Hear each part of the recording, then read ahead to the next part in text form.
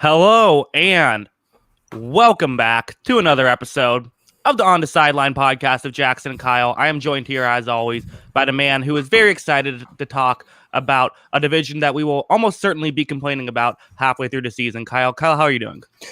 I'm doing pretty good. This has been a good day. Some high-stakes drama in the Formula One race this morning. I hope you watched that. Really good stuff. And then a question for the audience here, actually, because I actually found a Game Boy Color at the dog park that I take my dog to.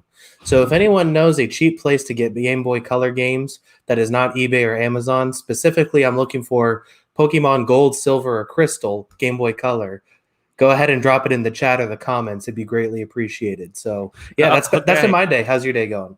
Yeah, no, that's exciting. I got a GameCube not like a year ago. I've had no real problems of getting games on eBay, so that might work. Yeah, the Pokemon games are all $50. Everywhere I've seen it's been like $50 or more. Which, at the end of the day, I'm probably gonna have to drop some cash. I was just seeing if there's other avenues before I end up doing that. All right. Well, if anyone maybe happens to want to be selling a Pokemon game, perhaps there you go.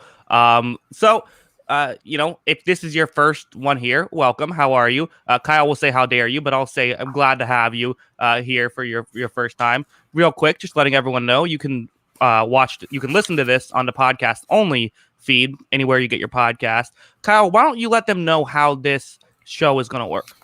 Yeah, so once again, make sure if you haven't listened to all the AFC previews, we did the AFC first. You can go back to the old YouTube videos, or you can go to, like you said, Spotify, Apple, look up this podcast. You can get the AFC ones.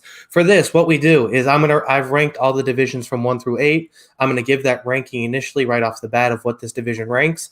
And then from there, I'm going to go from team number 4 in the division based on just my personal prediction to team number 1 in the division. From there, Jackson has an algorithm that he's constructed based on wins added value for each position group to a football team, including coach, and then going all the way through all the position groups and how many wins that adds to his team overall. And then we're going to see how my predictions match up with Jackson's ratings of the team, and then we're going to discuss from there. So that's basically how the gist of the show works, and looking forward to it. Yeah, I got to be honest, Kyle. I kind of love talking about the NFC East. I know everyone complains about it, and everyone likes to talk about why does these teams get so much primetime games. It's a lot of fun though too, and this is a division that it seems to be. They always seem to be a competitive division. It might be because you have multiple teams winning 13 games, or multiple teams, every team finishing below 500. They seem to get bad and good together. Yeah, here's the thing. Like, you can hate on the NFC East because it's not the best brand of football. Sure, I get it. But at the same time, I guarantee you this is going to be one of the few divisions in in football that is going to have stakes in week 18. In week 18, this is the one that we're all going to tune into to see who wins this division. So with that being said, I mean, it's not a shock because, like I said, going through the division rankings, this one is the 8th best division in football. Nobody's shocked by that take. I don't see a potential playoff team here. And when I say I know a team has to make – look, here's the thing. So when I say potential playoff teams, because I went through the AFC and ranked it, these are teams that I could see being one of the 7 best teams in the division. Gotcha. I know one of these teams has to make the playoffs, but I don't see a scenario where one of these teams is 7 best in the NFC. So one of them is going to make the playoffs. I just don't see it as one of the 7 best. But this is going to be competitive, and I do think, once again, just like last year, it's going to go down to the wire. Wow. So some harsh criticism, I feel like, right off the bat with the Philadelphia Eagles, or with the NFC East. Why don't we, I said them. Obviously, I'm going to bet number 4 is the Philadelphia Eagles. Yeah, I mean, this is just a tough group to look at right now. This roster is pretty barren. They've kind of cleaned house of everything that was that Super Bowl team from a few years ago. And I mean, look, the thing is like we've gone through your position groups and we've gone through your ratings and the formula you have for wins added value. I mean, their 2 best position groups are probably the groups that add the least amount of wins to your team. And that's just a tough thing to look at. They still got some serious problems throughout the roster. And while I think there's some exciting rookies on this team to look forward to, I still think it's at least 2 years away from this team being competitive. So, yeah, Philadelphia Eagles coming in at number 4. Yeah, I think that's fair. It all starts with, I think, The best case scenario for the Eagles this year is if you end the year saying we have a franchise quarterback. That's what you're hoping for.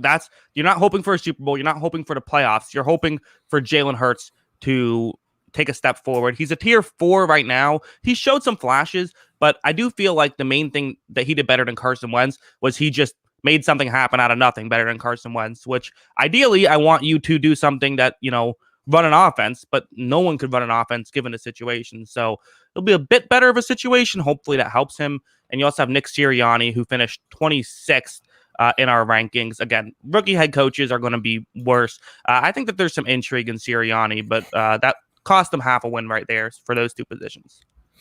Yeah, I mean, it's just a tough situation overall. And like you said, with the way that offensive line was hurt and also struggling at times, I think that it would have been tough for any quarterback to come into that situation and be successful, especially a rookie. I still have a lot of concerns about his accuracy, and that's one of the things that I think everybody is skeptical about with Jalen Hurts. But the guy's going to be one of the best athletes on the field anytime he's out there. And he showed that too. He showed his terrific athletic ability, the ability to make play. But yeah, I mean, I do think there are some issues with the accuracy. We'll see how he develops here with a, new offense and new look going for him. Yeah, and there's some other issues with this offense that were issues last year. I mean, the running game there's guys who I'm interested in, Miles Sanders, who has shown flashes. You have Boston Scott, Kerryon Johnson. We'll see if he can stay healthy. And then Kenneth Gainwell, who was a 5th rounder, but people were high on, so he might be better than a typical 5th round running back. I do have this as a tier 5 running back room. It was close to a tier 4, but there's actually no difference between tier 5 and tier 4. So either way, running back's probably not going to be too huge, and we'll even do wide receiving room as well. This is another tier 5 spot. Devonta Smith, I'm interested in. I do like as a prospect, but how much is he going to completely change the dynamic? Hopefully he can just be a guy, but he's pretty much going to have to be a number 1 receiver immediately. I think Jalen Reagor is someone who I think I can see him being a positive asset. Do I think he's going to be, they would easily trade a 1st round pick for him now. So the pick hasn't worked out the way you would hope, but there's maybe some hope there. You also have Greg Ward, who in his past 2 years does have over 1,000 yards combined. So maybe there's some hope there. And then Travis Fulgham, who had a really hot start, did cool off, but still ended up leading the Eagles in receiving yards with just 539, kind of shows the dire straits they were at last year. You have Dallas Goedert, who's really good, but then Zach Ertz, who he just wasn't good last year. There's no getting around it. This is the tier 5 wide receiving / tight end core, along with a tier 5 running back. So that's some issues right off the bat for Hurts. Yeah, I mean, Ertz was bad, and then the contract doesn't make it any better. It's a tough situation. They're looking to, I think they're still looking to trade him, and I'm just wondering if they're just not finding any suitors just because of how bad he was last season, and that's a tough thing to get rid of. So the first surprise here was I was a little surprised with the running back. I like Miles Sanders. Miles Sanders wasn't good enough for you to move this into tier 4, even tier 3 potentially, because I like him. I like Kerryon Johnson for the 4.5 games he's going to play this season, because that's just about what he's good for before he gets hurt. But yeah, I mean, I like Sanders a lot more than thinking like he's leading a bottom 5 running back room. I know it doesn't add any wins value once you get to that level, but I do feel like he's a valuable player. Yeah, it's possible. This is one that jumped out at me as well. It's like, oh, really? I gave that tier 5 because I did make this a month ago. I can try and pull up the rankings real quick and see who I have them just below. But yeah, I mean, I don't hate Miles Sanders as a player. I really liked him, as a rookie, and I do think that there's some value here. But the teams who he's below are teams like the Atlanta Falcons have Mike Davis. I would say Mike Davis had a better season than him. I mean, you can maybe argue that this should be better than like the Bills or the Texans. Like I said, if you want to give it tier 4, you can give it tier 4. I don't hate that. But either way, as it stands right now, I don't see a guy who's like a clear-cut top 20 running back in the league, or even a top 25, maybe not even a top 32 running back in the league, which is why I ended up putting it at tier 5.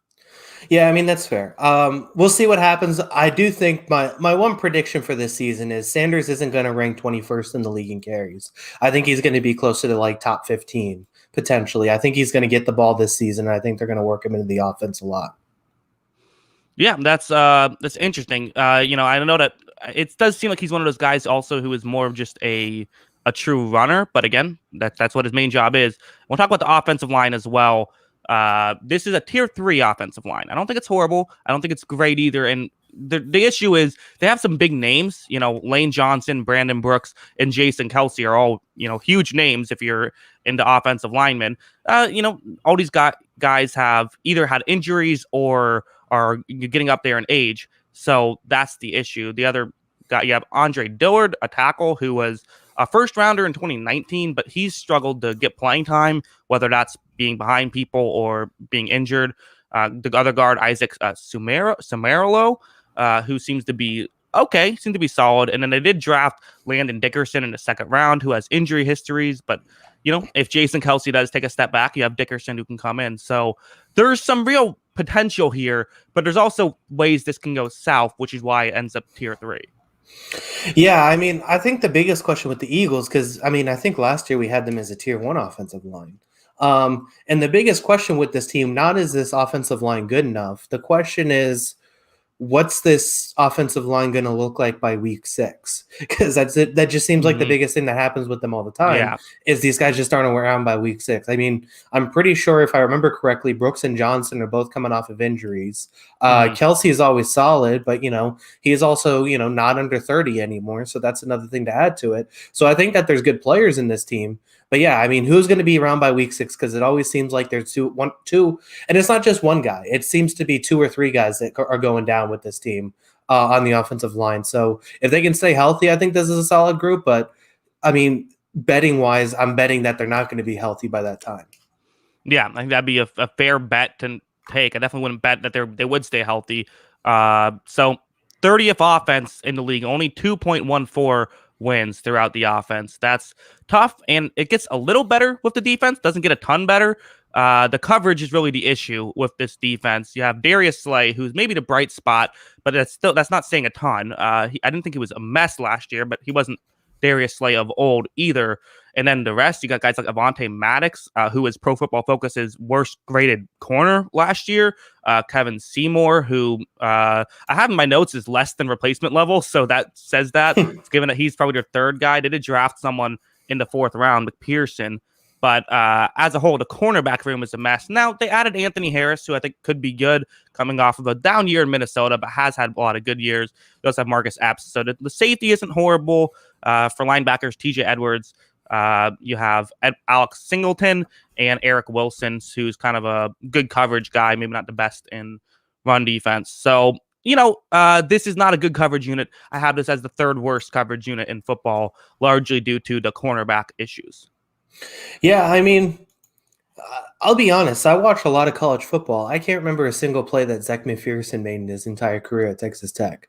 I mean, I watch a fair amount of games too. So it's not like, I mean, that's an interesting pick, but we'll see how it works out. And yeah, I mean, if you can get the best versions of Slay and Harris, then all of a sudden this can turn around and be somewhat competitive. Even, the problem is that we've continued to see it with this Eagles coverage is there's just guys who are big problems on this secondary. It's not necessarily that they have like bad top end players, but football is a weak link sport.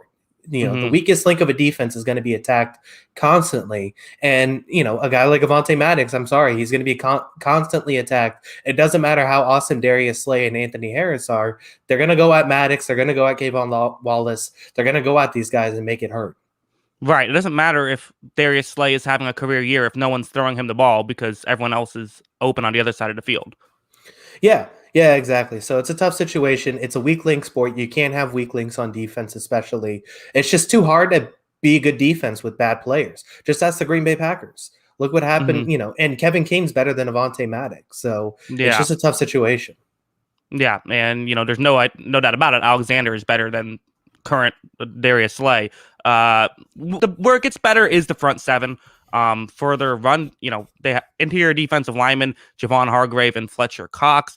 For the edge, Derek Barnett, Brandon Graham, who is one of the real underrated edge guys in this league. At one point, he was leading the league in sacks last year before falling off a little. They added Ryan Kerrigan as well, which is interesting.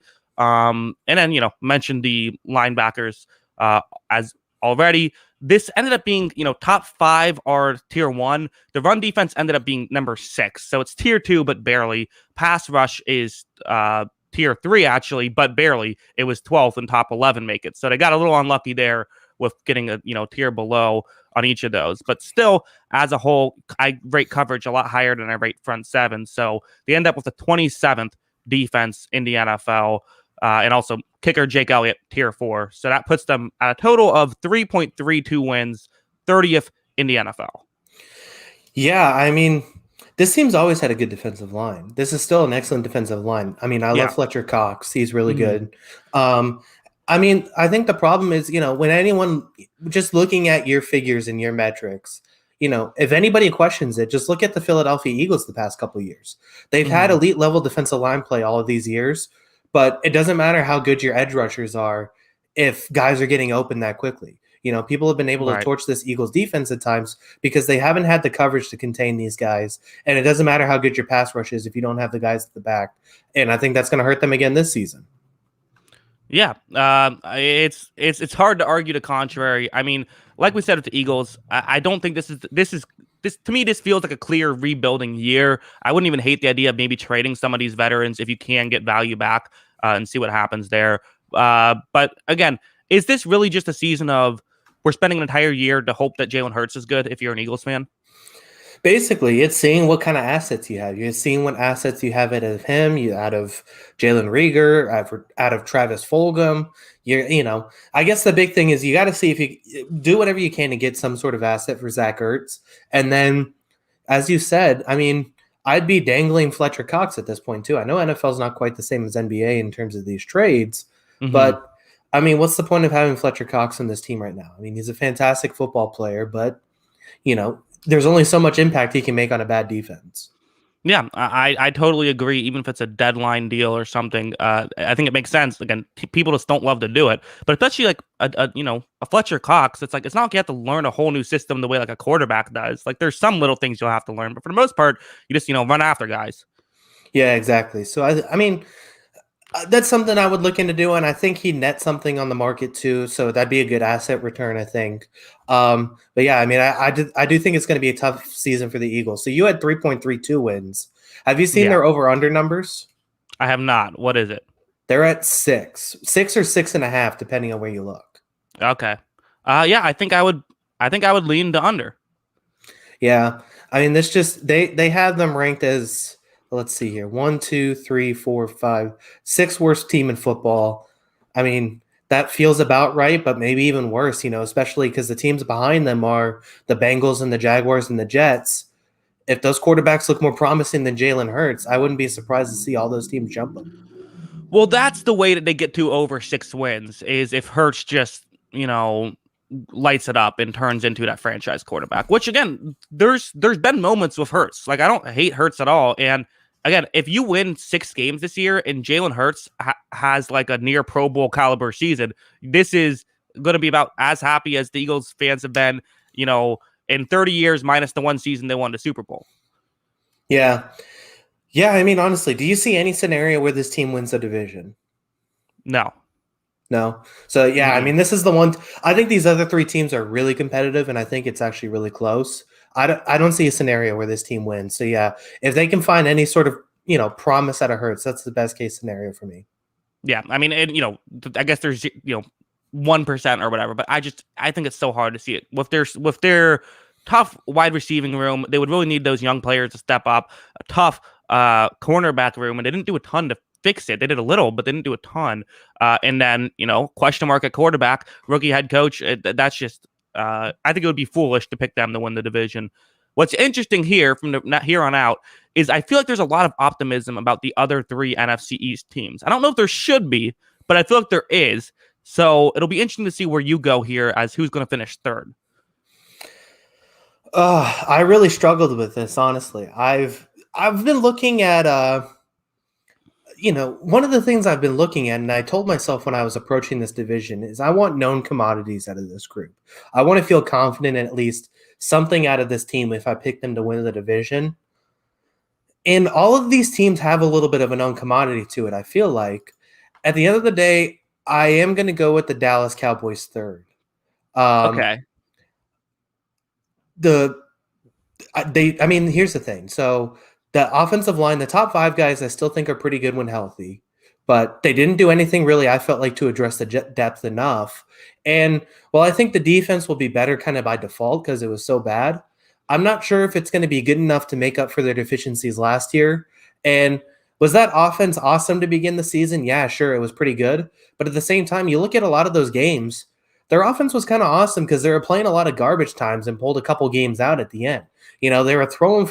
Dak Prescott at one point was on pace to set the NFL yard passing record through those first four games, but it was because they were down in so many games. He was just throwing the ball so much. But I mean, I think he's a terrific quarterback. I think that this offense can be good. But there's too many things I don't know about this team that I don't feel confident in picking it to win the division, whereas I like things about the other teams more. So I'm going with the Cowboys at third. Okay, so you got some mixed reactions in the chat. Someone says third, you love to see it. Another person says dude on the right is a fraud. So you have, it seems like all over the spectrum a little bit, and that's the way I expect for the next, all three of these teams. I think there's legitimately hope, like Super Bowl aspirations for all three of these teams. Which again, not saying that's smart, but that's the fan bases. There is hope here, and it is the annual Dallas Cowboys are going to win the Super Bowl preseason hype, which seems to happen every year. It's not the first thing I have to say is this team has Mike McCarthy. So let's pump the brakes a little bit. Mike McCarthy, second worst coach in the NFL according to our rankings. Dak Prescott ends up finishing ninth, so that's tier 2. But kind of a very yin and yang of I love the quarterback, head coach not so much. Yeah, I mean, I think my affinity for Dak Prescott has been well documented on this team. Yes. On this podcast, So, I mean, I'm a big fan of Dak Prescott. I also have him tier 2. I don't think there's a scenario where he's tier 1. But that's the thing. I think he's terrific, but are the players around him good enough to also be at his level? And I don't necessarily feel that. And I think that's the argument for Dallas and Dallas going into this season is, hey, we have the best quarterback in this division. And to a degree, I agree. They definitely have the best quarterback in this division. There's no question about it. But I just think there's too many holes other places that I don't like. So, I mean, I think it's a terrific option, but the other options around him aren't as great.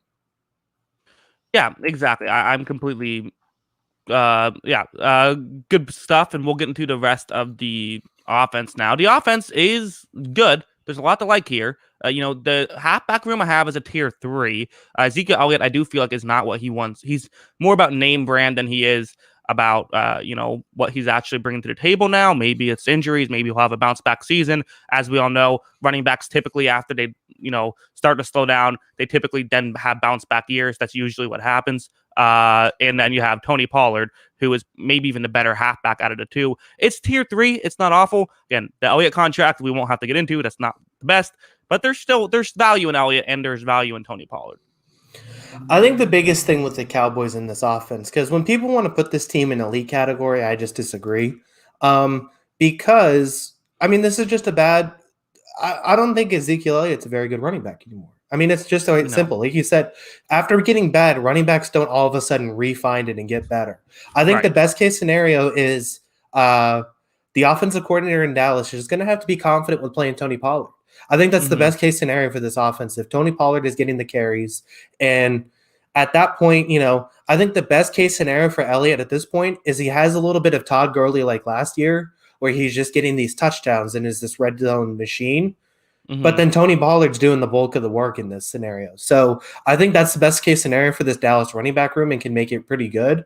But I don't see Elliott getting better. I see him dropping off significantly more compared to last season.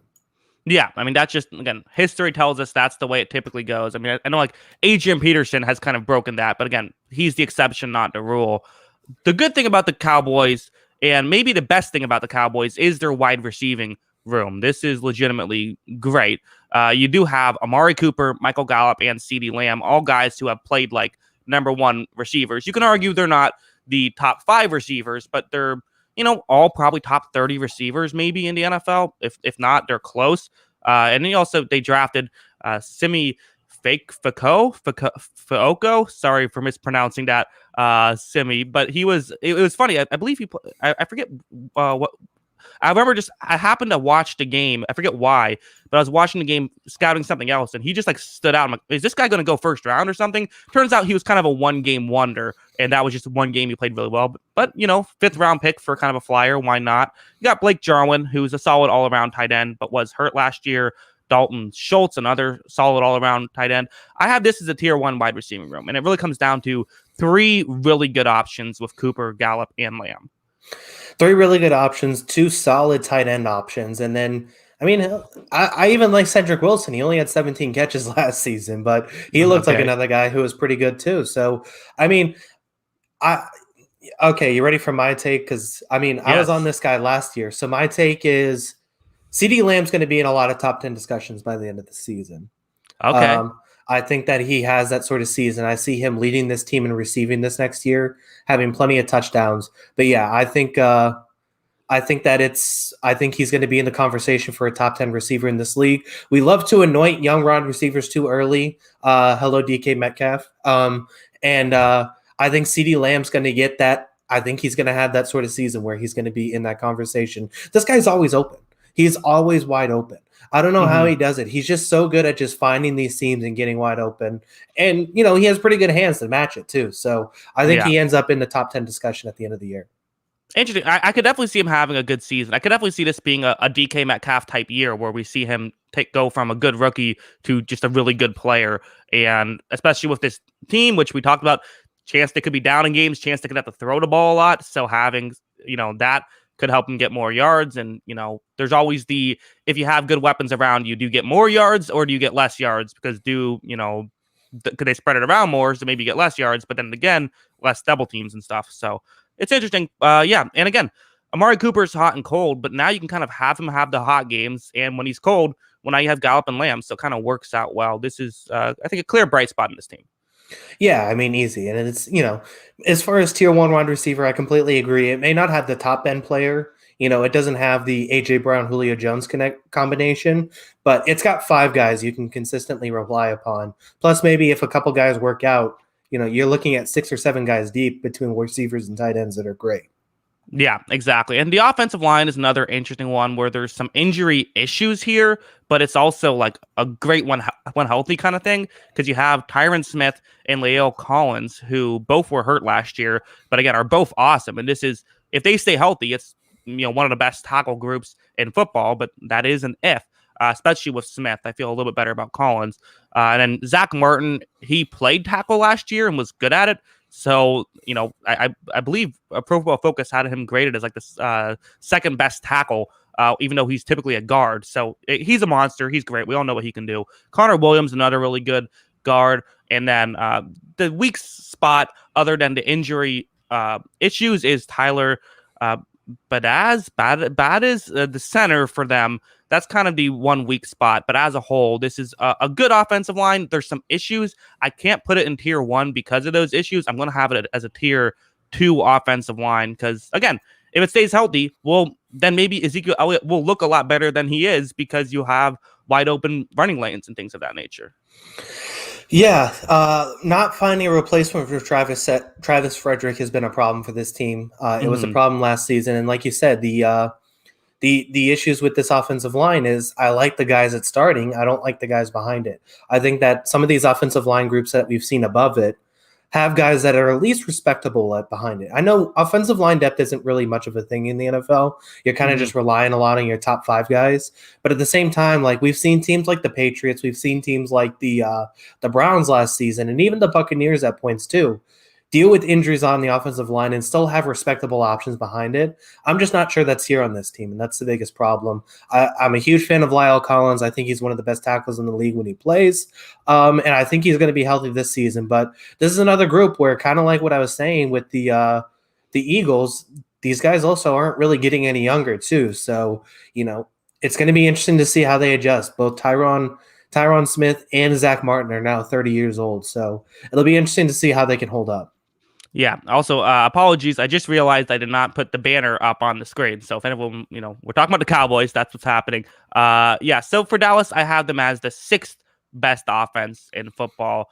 Their defense, that's where it gets a little bit more tough. And again, the coverage unit there's some questions here. to say the least. Trayvon Diggs, who I thought showed flashes. I actually I've made a film study. I haven't posted it yet, but I made one on him. So there's some flashes here. I think that there's some things he needs to improve on, but part of it I do think was coaching with him. So I think he could be a little bit better. And then they drafted, a couple guys, Kelvin Joseph, Nashawn Wright in the second and third rounds to hopefully help fill out that cornerback room. But as we've talked about, rookie corners, that typically, not always, but typically will take you at least a year to really get it down. Safeties, Donovan Wilson, and I guess Keanu Neal. I would assume there's been some talk about him going to linebacker, but I can't imagine he would, given how much linebackers they have now with Jalen Smith, Leighton Vander Esch, and they drafted Micah Parsons. This coverage unit I have as a tier 5 coverage unit. I can't not do that. There's young guys in the secondary, and maybe it was coaching, but how many times were they playing cover 3 and just no one knew who the guy to pick up was? There's like, again, the Seattle game, there were multiple instances of like they're playing quarters coverage and a receiver just gets completely deep and no one picks him up and he's wide open in the back of the end zone for a touchdown. These kind of things, I want to blame coaching to some degree. You also have to blame the players to some degree. And I don't know if it's that much talent, even if the coaching is there. So this is tier 5 for me.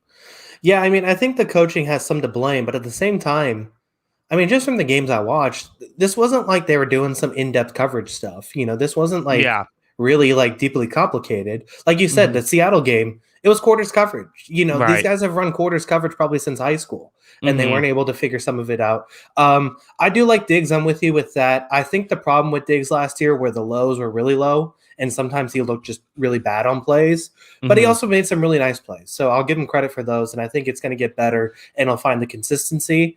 But yeah, the group around him isn't helping him by any means. So I think it's going to be a tough situation.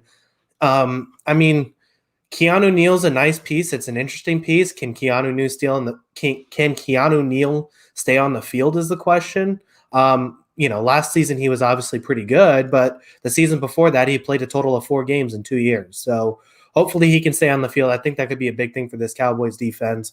But how much is Keanu Neal going to help this coverage unit is the question. And hopefully Keanu Neal, doesn't take other people on the Cowboys off the field. He's one of the kings of the, accidentally hitting his own player and injuring them. Yeah. And, I think his run ability from safety is a lot better than his coverage ability, in my opinion. So, that's not really, I think, overall helping the coverage of this Cowboys team. Right. So I think it's a tough situation. Yeah, going over to run defense and pass rush, the linebackers is probably the best part of this defense with Jalen Smith, who, again, Jalen Smith, that's another example of, like, he's someone who I've seen cover well. Like, he didn't do it last year, but I've seen that. So that's part of why I say, like, okay, I think some of this at least is coaching. Vander Esch is much more of a run defender, and then Micah Parsons, I think, is kind of more of that Swiss Army knife type guy who's going to just, blow stuff up. For the rest of their defensive line, though, you have Carlos Watkins and Neville Galmore in the interior defensive line. DeMarcus Lawrence is clearly the bright spot of this defensive line, but that's kind of all they have.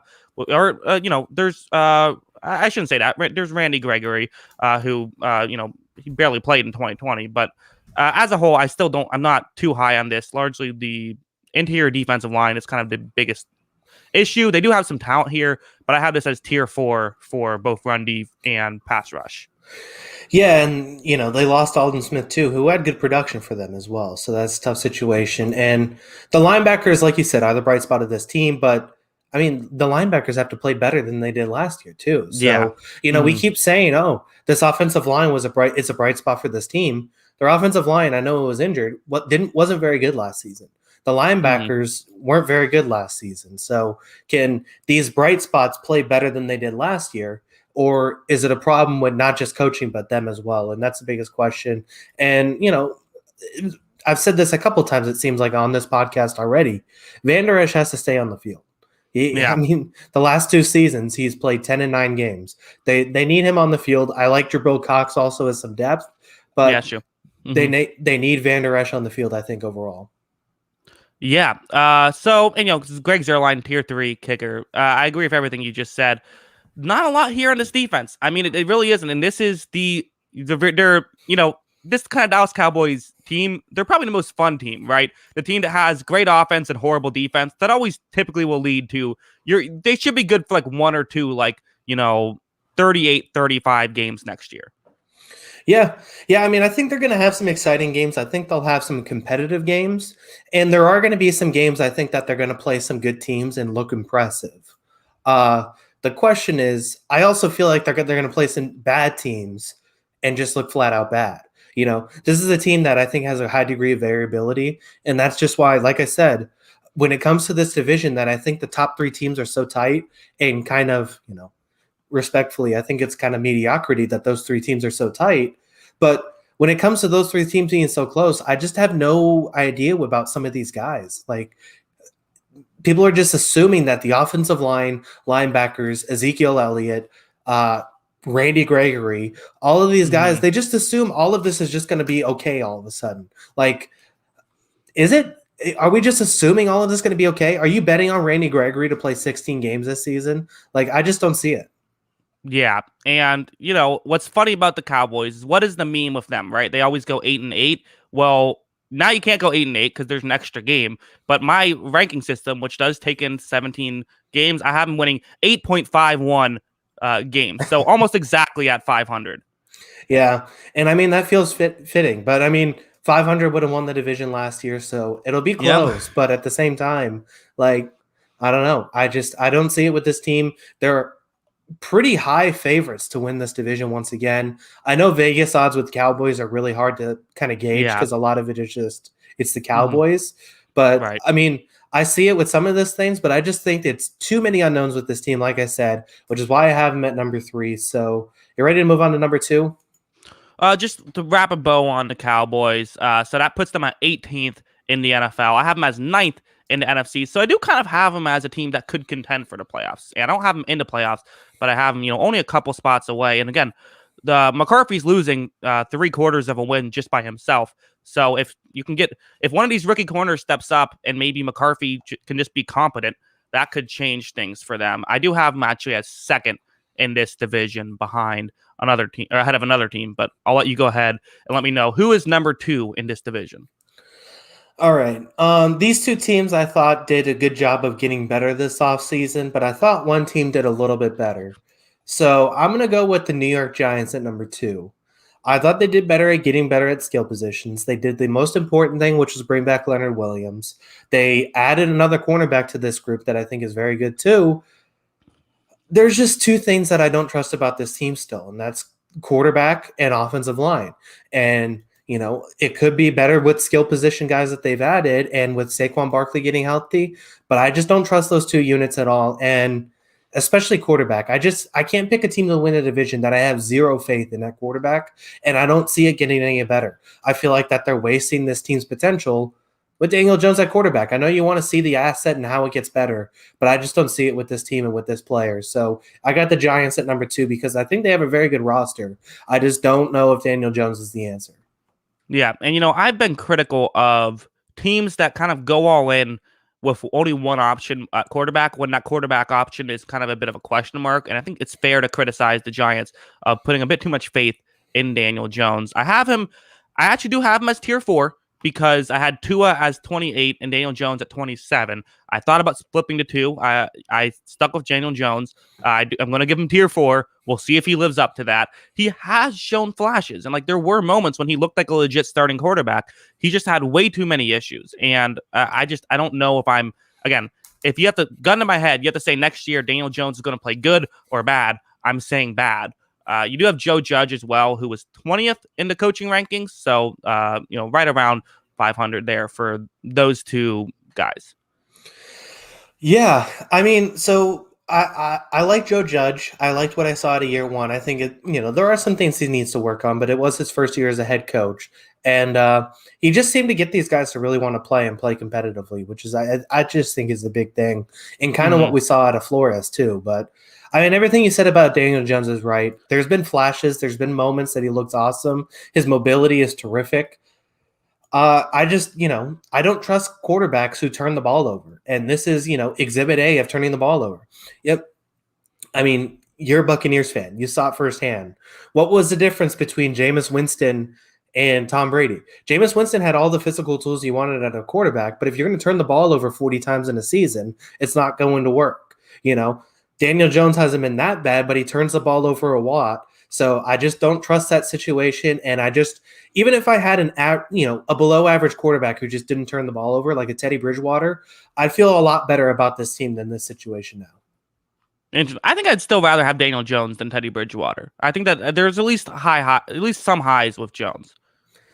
The thing is, though, is that they have so much talent on the skill guys that it's like, do you need the highs at this guy when it comes to, he's putting the ball on the 30-yard line for the other team at the same time? Yeah, you're cutting in and out a little bit. I'm not sure if it's on your end or my end, but I got most of that. We'll move on to halfbacks. Halfbacks is an interesting one because you have, Devontae Booker, fine, solid too. But Saquon Barkley is the key he's the thing that's interesting to me because I have him as tier 2, and it's worth mentioning tier 1 and tier 2 in running back is a huge deal. It's not like tier 2 is like if you have a top 5 running back, that just completely makes the opposing defense have to change how they play against you. Whereas a tier 2, you don't really have to do that. And I kind of have Barkley in tier 2 just because of the injuries. So if he can go back to form, well, I believe that's like a 2-win jump right there, which would put them, that would put him in a playoff spot. Whereas right now I don't have him in a playoff spot. So Barkley could be the key to all of this a little bit, but can he stay healthy? Yeah, that's the big thing, and I hope he can stay healthy because he's so fun to watch when he's on the field. And, it could easily be that he's a tier 1 running back by the end of the season because he's that electric.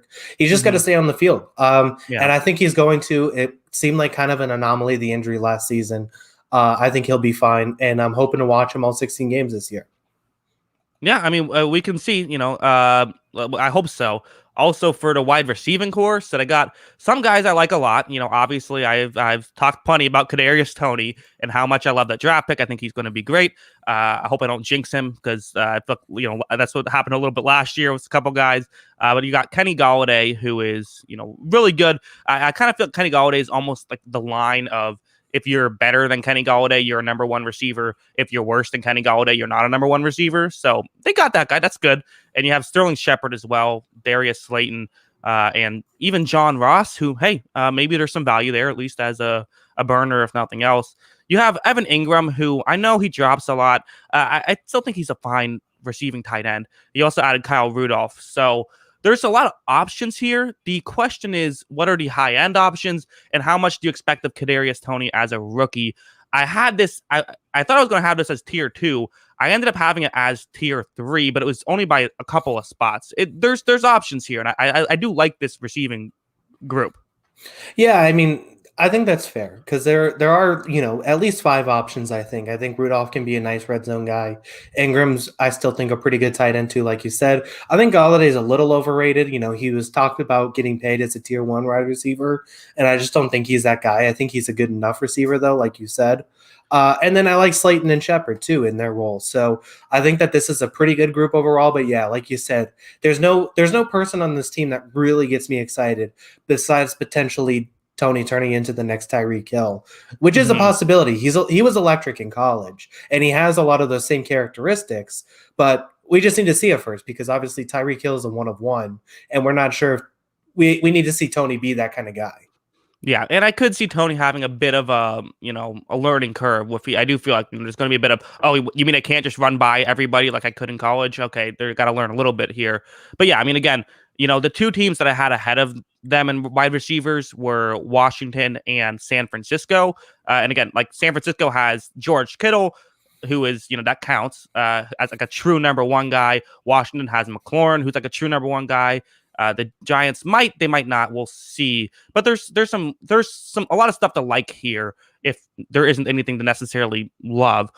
The offensive line is not something to love. This is the mess. This is not good. Second worst offensive line in football, I have it as. You have Nate Soldier, who, did not play last year. Maybe you hope that there's something there. Probably not.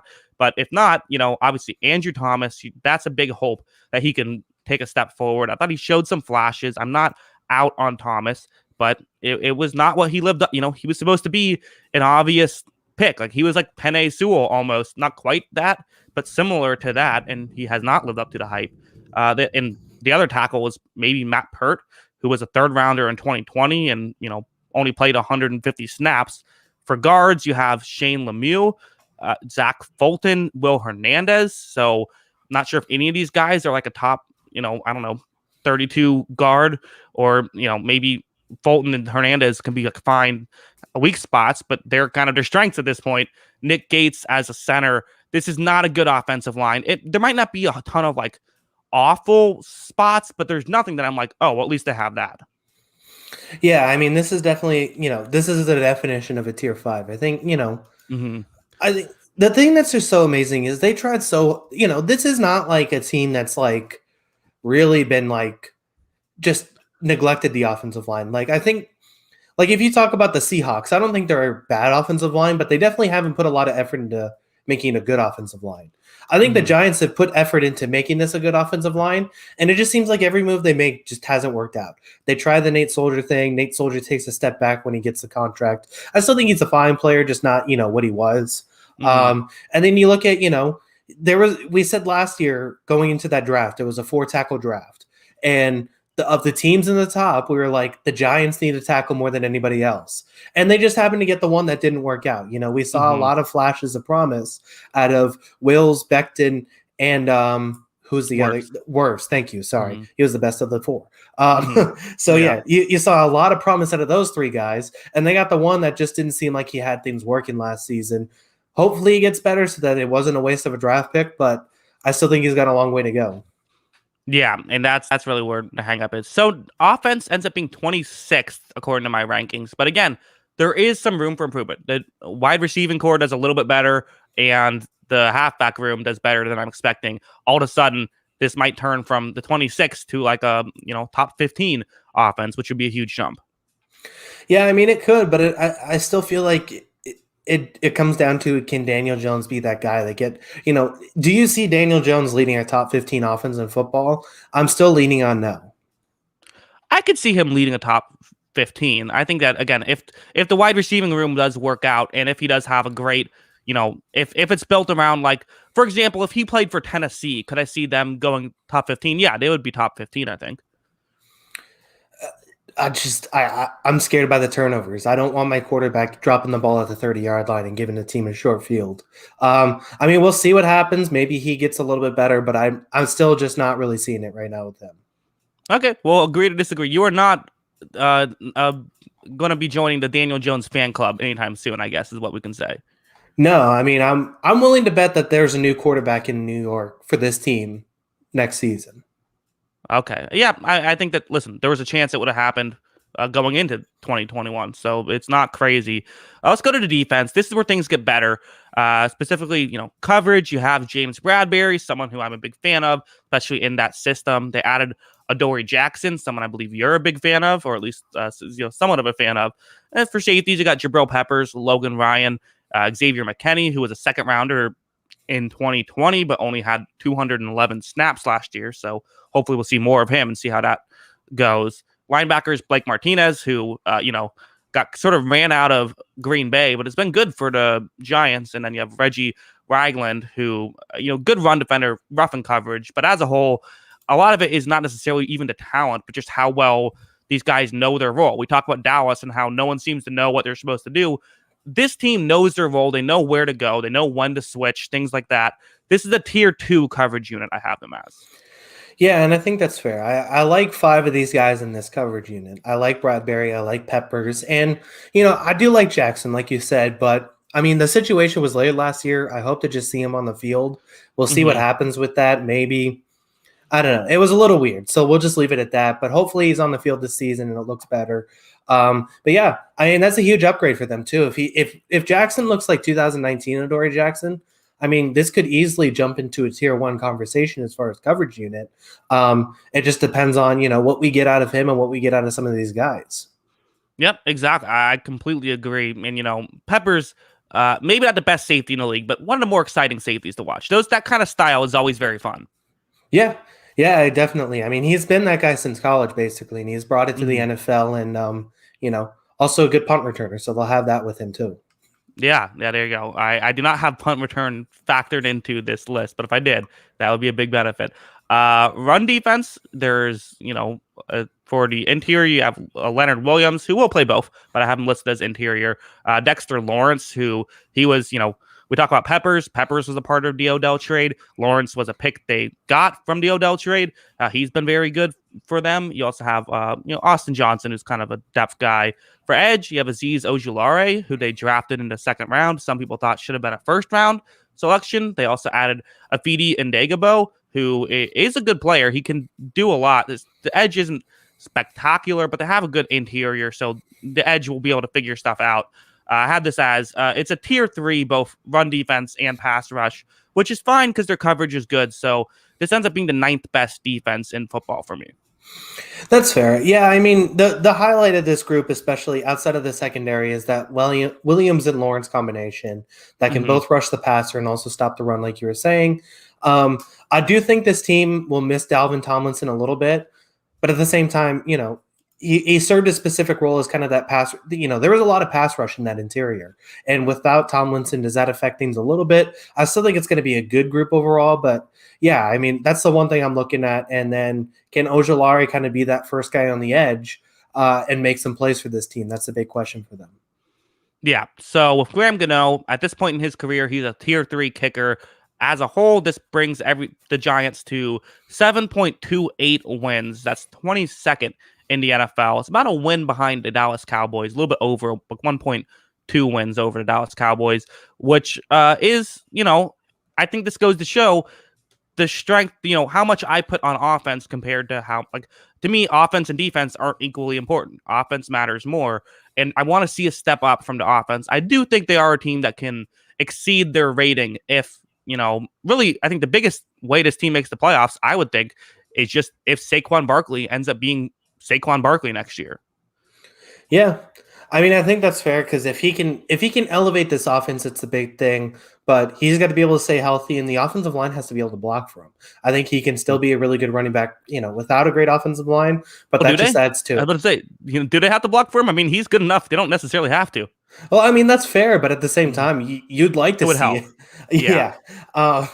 So, I mean, we'll see how it goes overall. But yeah, I mean, he's the big question mark with this team and really could elevate this team overall. And I mean, that's kind of why I had them over the Cowboys because, if we're looking at guys to bounce back from this season, I'm trusting Saquon Barkley bounces back over Ezekiel Elliott at this point in his career. Yeah. So that's the biggest reason, even with the quarterback discrepancy, that's the biggest reason I have the Giants over them is I just trust a lot of these guys having like a guy like Barkley bouncing back, this defense playing an elite level.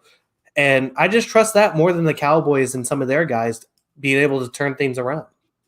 Well, what's almost frustrating is if they let's say if they sign Ryan Fitzpatrick, because the thing is, if Barkley can get teams in zone, and then you have all these great receivers who can take advantage of that with like a cover 3 zone, for example, they can have guys go deep, get open. It's like, well, is Daniel Jones going to actually take advantage of that, or is Daniel Jones just going to fall on his face, and now teams can go all out to stop Saquon Barkley and all this great work you did getting a good receiving core, you completely wasted it. Yeah. And, we just saw a quarterback, a guy like Josh Allen with insane physical gifts be able to take the leap. But that's still not something I'm going to bet on all the time happening. Maybe it gets a little bit better, and it's just going to be a tough situation. It'll be interesting to see what happens with that team overall. But yeah, I had them above the Cowboys, but I could see the scenario where Jones continues to look bad. Maybe, the injury hurt Barkley a little bit more, and this team's just struggling to move the ball, and that's what really kills them. Yes. The nice thing, though, is the other guy that could have taken other than Daniel Jones was Dwayne Haskins. So they're okay there. Yeah, I think everyone's just about good on Dwayne Haskins right now. Yeah. We'll see. I don't even think we brought him up when we talked about the Steelers, but nevertheless, let's talk some balls. Washington winning the division. I also have them as winning the division. Why do you have them as the best team in the worst division?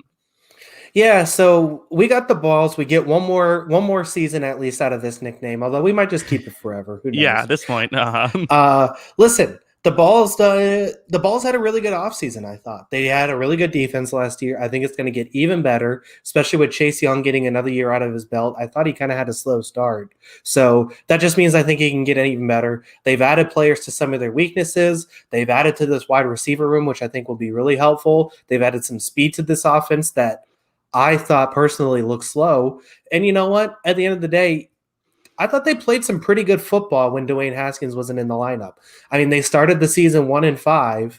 They ended up turning it around to make the playoffs once they benched Haskins. I think that's a huge thing. And, even when they benched Haskins, though, it wasn't like they were getting awesome play out of Alex Right. Smith. It was a great story to see him come back, but it wasn't, they weren't getting a whole ton of stuff out of him. So I think this could be a pretty good team this season. I think that they're in the position to win the division. Yeah, I mean, this is a team that started 4 different quarterbacks last year with, Haskins, Alex Smith, Kyle Allen, and Taylor Heineke. Heineke probably the best of the 4. He's staying around. And what they did that I said the Giants should have done is they went out and got Ryan Fitzpatrick. And it makes sense. It's like, hey, here's a guy who I have as a tier 3 quarterback. He barely made tier 3, but he did. You have a guy who is, a solid quarterback. He might not be a superstar. He might not be around 10 years from now. Just in terms of football, hopefully he's alive. But he's someone who I do think that it makes sense to do this. And you have Ron Rivera, who I have as the 9th best coach in football. So I really like the head coach. And again, they're not going to have the quarterback turmoil that they had last year. I wonder, if they had Ryan Fitzpatrick last year, how many games does this team win? Yeah, exactly. So I just double checked. They won 5 of their last 7 games. They were 5-2 to end the season with other quarterbacks in the fold. So it's going to be interesting to see how this kind of works out. In the smallest of small sample sides, I kind of like Taylor Heineke too. I like some of the things I saw. I don't think this is a sure thing that it's just Fitzpatrick's role next season. I thought there were some good things out of Heineke, but at the very least, like you said, when it came to the Giants, if you're unsure of quarterback, then you make sure you have a guy you can at least feel comfortable with at number 2. And whoever wins the starting job, I feel like you can feel comfortable with who's at number 2 between these guys. So I think it's a pretty good combination of these 2 players. Do you have Heineke play the first 3 quarters of every game? Let Fitzpatrick be the closer. That's a great strategy. I mean, that's what every team should do. They should all have a closing quarterback. Yes, I always think I think the Jaguars could do it with Tim Tebow, right? You get one of those quarterbacks that always seems to come through in the big moments. Let them be the closer. I'm all for trying anything at this point. So no, I'm just kidding. Okay, I still think both of these guys can be pretty good in this team though. So I like the options that they have. Yeah, you also have for the halfbacks Antonio Gibson, who I like as a rookie a lot. And then you have J.D. McKissick and Peyton Barber as well. So I have this as a tier 3 halfback room. That feels fair. I think Gibson can take the leap and maybe make this a tier 2 or make it interesting. But the top end of running backs is kind of tough to crack into, so I wouldn't be surprised. But I agree with you. I like what I saw out of Gibson last year. I think he'll have a little more consistency this time around. Yeah, and then we have for the wide receiving room / tight ends. This is another, I would say, strength. It's still tier 3. It's the best tier 3. You got Terry McLaurin, who's really good. He's a true number 1 guy, in my opinion. You also have Curtis Samuel, who they added. He's a good player. Adam Humphries, who's kind of an underrated signing. I could see him. He had some really good years in Tampa Bay. Was signed to a pretty big contract in Tennessee. Didn't really work out. Maybe a change of scenery will help. Dimey Brown, who I had as my top 10 wide receiver in the draft. They got him a little bit later, so that's a good pickup as well. Not to mention guys like Cam Sims and Steven Sims, who have done some good stuff. Maybe not like superstars, but that's a good depth for your 5th and 6th best receiver. That's really good. Logan Thomas as well, who's I thought played well last year. This is it's not quite tier 1 or tier 2, but it's a good receiving room. Yeah, like you said, I like Thomas, and I don't know if Brown's going to make a big impact his rookie year, but I do think he's going to have some big plays. Like I could see him having like maybe 10 catches on the year, but like 2 of them are for long touchdown passes, sort of thing. Mhm. He's that kind of explosive receiver. Humphreys, like you said, change of scenery, and I think Samuel adds a lot to this team too. He's got some good speed on the outside. I think he can do a lot of things, and I think it's a really nice pairing with McLaurin. I think that's a really nice 1-2 option. And never mind the fact that they have, 6 receivers that you feel like can go out there and make a catch. You have Thomas at tight end, and even a guy like I think Ricky Seals-Jones can go out there and make a catch too at tight end. So it'll be interesting to see how all these options work together, but they do have some depth there. Yeah. And then going on to offensive line, the tackle is probably the weak spot, but it's still not bad either. You have Charles Leno and you have second round pick Samuel Cosme, who he's another guy I know some people were very high on and thought should have been a first rounder. Then you have the interior, Brandon Sheriff, Wes Swelcher, and then they have Eric Flowers. Those are guards, and for center, Chase Rollier, who a very good center as well. It's a tier 3 offensive line. They don't have, Sheriff's kind of the only like great guy I would say, but they have some good players all around.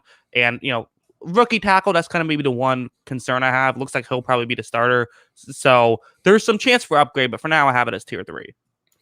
I think that's fair. I don't really see it getting a lot better. I really like Brandon Sheriff, obviously, but Mm-hmm. Cosme kind of has to work out. I mean, that's the big thing. You can't have him looking like a weak link out there. If he works out, because they released a good player, I thought, in Morgan Moses to give him Mm-hmm. that starting spot. So if he works out, then that's a big thing. But not have we saw we saw offensive tackle rookies last season kind of have hit or miss seasons. So hopefully he can work out and provide some stability to that team. Yeah. So for their offense ends up being tied for 13th. So that's kind of a key difference I feel like between them and the Giants is the Giants are kind of all defense, whereas this is a team that definitely the defense is this bright spot, but their offense is competent. It's not a bad offense as long as Fitzmagic doesn't turn into Fitztragic. Yeah, exactly. And I mean, like I said, I still believe that even Taylor Heineke can come in and lead this team and be solid enough. So I think it's going to be a competitive offense. I just don't think it's going to be an awesome offense to watch. But you have a guy like McLaurin who's an elite level player, and then you have plenty of guys around him that can kind of work and do their thing. I think it's a pretty good group overall. So I think it's a lot of upgrades here for Washington. And that's kind of why I had them at number 1 in the division, because this defense, as we're going to talk about, is very good. Yeah, and you have for the coverage unit, you have guys like Kendall Fuller. They added William Jackson, who's a very good corner. They also have Jimmy Moreland as well. Then for safety, Cameron Curl, Landon Collins, and linebackers, they drafted Jamon Davis in the first round. I think a lot of people would have said maybe a bit of a reach, but still, I think a lot of people still like the player. You also have Cole Holcomb and John Bostic, who's more of a coverage guy. And it's not just, like we said with the Giants, it's not necessarily just the talent, but also Ron Rivera. These guys are going to be in position. You know that they're going to know what they're supposed to do. You don't see Ron Rivera defenses having too many miscommunications. So it's a tier 2 coverage unit for me. Yeah, and it also helps that they're good players too. So Yeah, I mean, exactly. you got Fuller, you got Jackson, like you said. Collins helps. And then, I guess the big question is going to be, can Davis hold up? And I think Davis is a good player, like you said. It'll be interesting to see how he holds up. And they have some depth too, like you said. Moreland solid. I like St. Justy out of Minnesota. He's kind of just this big corner who can throw his long arms at you and kind of jam you at the line. So maybe he works a little this season too. So it'll be interesting to see how all these pieces work together. But I just think there's a lot of good, solid players on this defense, starting with this coverage unit. Yeah. And then to finish off the defense, we'll talk about the front 7. Interior defensive linemen, Deron Payne, Jonathan Allen, and Matt Ioannidis. You got 3 good players there, along with the edge rushers, which kind of is the highlight of maybe this team in general with Chase Young and Montez Sweat. Sweat, I think, really underrated. I think Sweat's probably the better of the 2, although Young has the bigger name. They're both, their potential off the roof. These are 2 guys. No one would be shocked if they have double-digit sacks next year. I have it as tier 2 run defense, tier 1 pass rush. Yeah, I mean, this defensive line is the highlight of this team. And, I know you've been talking about coverage is more important than defensive line. Well, it helps to have a pretty good coverage and an elite level defensive line, because that defensive line can just make that pretty good coverage, look like a high level coverage unit. And like you said, it's a tier 2 group, so it's a really good coverage unit to combine with this pass rushing. I just think it's dynamic. They have a lot of options to throw at you. They don't need to blitz either, which I think is a big thing because they have a couple guys that can just kind of get after you on the defensive line, which also helps because it means there's more guys in coverage and less holes to throw through. So I think it's a big thing that they don't necessarily need to blitz to get pressure. They have so many guys. And yeah, so another thing, like this defense. You ready for my other take? Okay. As you said, you highlighted him as underrated. Montez Sweat's entering the Defensive Player of the Year conversation this year. Wow. I mean, I still think he's got a little bit to go, obviously, to get to like the Myles Garrett level, but I think he's going to have the kind of year that really catches people's attention. I think he hits the level of a Defensive Player of the Year candidate. I don't know if he'll win it, and I'm not going to bet on him to win it, but I think he's in the conversation this year. Okay. Well, I don't think he can win it. I think that he would have to have a insane season to win it, just because he doesn't have the name, and we know that like with the awards that matters. How well known you are, it does make a difference. But I don't think it's crazy. I mean, especially with how much talent he has around him. Like, I don't think it's out of the question that he could end up with like 15 sacks next year. Yeah, I mean, he had 9. So I think, these numbers are going to look really weird too with the extra game as well. But I mean, with the extra game and in tow too, 15 sacks in 17 games, I definitely think it's in the realm of possibility for him this next season. Yeah, if he gets a couple lucky sacks as well, if he ends up like 17 or something like that, that people will definitely potentially. Yeah, I mean, he's a great player, absolutely. Kicker, Dustin Hopkins, tier 3. Defense ends up being second best in football. I have this team as its 5th best in the AFC, but leads their division, and 8th best in football. So I think you and I are a little bit different on the Washington football team. We both have them as the best in the division, but I think that they're a legitimate playoff team. I don't think that they're going to get in because of a bad division. Interesting. I mean, I could see the scenario of that happening, I guess. I just think there's teams in the NFC I like a little bit more. Now, a lot of those teams I think also struggle, especially when we're going to look at like the NFC South and the NFC West. I think a lot of those teams are really going to struggle with the fact that they're in really competitive divisions, which makes it a lot harder. But yeah, I mean, I could see the scenario where this team hits that level, but I think that they got to get a little better than below average quarterback play out of one of their two guys at the quarterback position. I definitely think there's a possibility, but I also see the scenario where, like you said, it's Fitzmagic or Fitztragic. It wouldn't be necessarily surprising to see it turn to Fitztragic next season, given his age and, that's been kind of his whole career. Right. Yeah. That's the whole cycle, right? Of he plays well enough to get a contract, completely falls on his face, gets a backup job, looks great in a small sample size, and then, plays well enough to get the contract. It's just cycle goes over and over again. But yeah, I mean, we'll see, I guess. I think that there's enough talent around that I don't think he has to be great. I think he can have a couple bad games, and as long as they stay with him and get the good games as well, I think it could be okay. Because again, I think the worst I have on this team is tier 3 all across the board. So there's not a lot of holes I think the biggest concern is the most important position, quarterback. That's fair. So we'll see what happens with this team overall. I think, we got it in a little bit different spots, but I still have it as the favorite to win the division. I think that they're going to be the best team of this group. And yeah, I mean, it'll be interesting to see what they can do in the playoffs. Maybe they put themselves in a position to win a playoff game this season. Yeah, it should be fun. So that is the NFC East. Are you sad it's over? I'm always sad when we can't talk about the NFC East. This is, yes. Like I said, you can hate on this division all you want. You can hate on some of the, how goofy it was that a below 500 team made the playoffs. But I do think that, this is going to be the one division that I'm betting on by week 18 is still competitive. I still think that there's going to be, stakes to play for in week 18. And I think that's just the state of this division right now. So it's going to be interesting to see. But yeah, I mean, I really like the promise of this Washington team.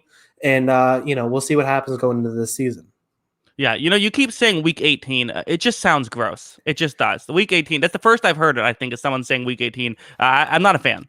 I've been struggling with it. I've been telling myself, I've hesitated each time trying to remind myself, oh, wait, there's an extra week. Okay. Should they instead, week 1 should be called week 0. And so it still ends week 17. College football does that. They have the week 0 games that are like a week Okay. before everybody else. It's the goofiest thing. I don't know why they do it, but you know, they could definitely do that. Just start, week 0 and then go on to week 1. Yeah. Yeah, it should be interesting. Somehow the chat devolved into comparing Peyton Manning and Sam Darnold. So I'm not sure what's going on there, but we'll, chat. We always love having you here. We appreciate everyone who's stayed here live to watch it and commented. Always a good time. Or if you watched after the fact, we appreciate that as well. Or if you listen to it, however you check these podcasts out, we have a great time with them. Kyle, why don't you let them know where they can find us on Twitter and stuff before we head out?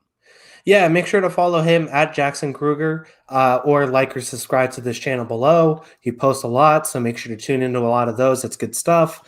Make sure to follow me at by Kyle Gronin. That's GRONDIN by Kyle Gronin on Twitter, and make sure to follow the account page. That's at On the Sideline JK. We'll post the show after this. We'll post the audio only links after this as well. Probably do that tomorrow morning, and also any show updates if we need to change things around. We'll let you know on Twitter at On the Sideline JK.